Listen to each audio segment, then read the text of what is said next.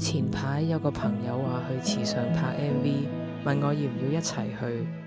又未去過池上，又未拍過 MV 嘅我，當然就好奇咁跟咗一齊去。我哋由台北車站搭台鐵去池上，本來仲擔心呢4個鐘頭嘅車程要點樣打發時間，原來一上車就已經係拍攝嘅開始。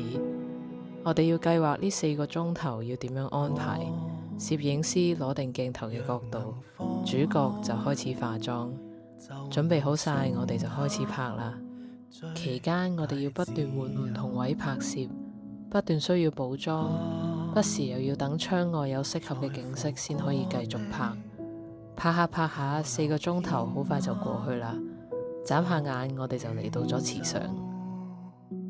本來嘅計劃係到埗咗之後，首先去考察一下拍攝地點，下一日先係正式嘅拍攝。但由於天氣預報嗰幾日都會落大雨，而到埗當刻嘅天氣都唔錯，我哋就即場決定開始拍啦。結果令我哋提早咗1日已經拍好咗一半嘅內容。第2日我哋一早出發繼續拍攝，雖然遇到一陣小雨，但係對我哋嘅進度冇好大影響。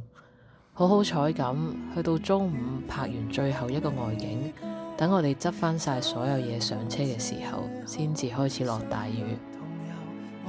跟住我哋去咗食 lunch， 休息咗一陣之後，下晝我哋再去咗一個神秘嘅地方，拍埋室內嘅場景，然後今次嘅 MV 拍攝就順利完成啦。今次拍攝嘅行程雖然有啲辛苦，但係因為團隊入邊嘅人都幾夾，過程係開心嘅。拍攝以外，我哋又一齊喺車上食蛋餅，一齊食池上便當，一齊講下無聊嘢，一齊行街，一齊打卡，一齊逛書店，一齊玩貓，呢啲都令到呢趟旅程好充實。如果之後有機會，我會想再以非工作嘅形式返嚟呢個地方，因為池上真係好靚。今次旅程嘅分享就到呢度。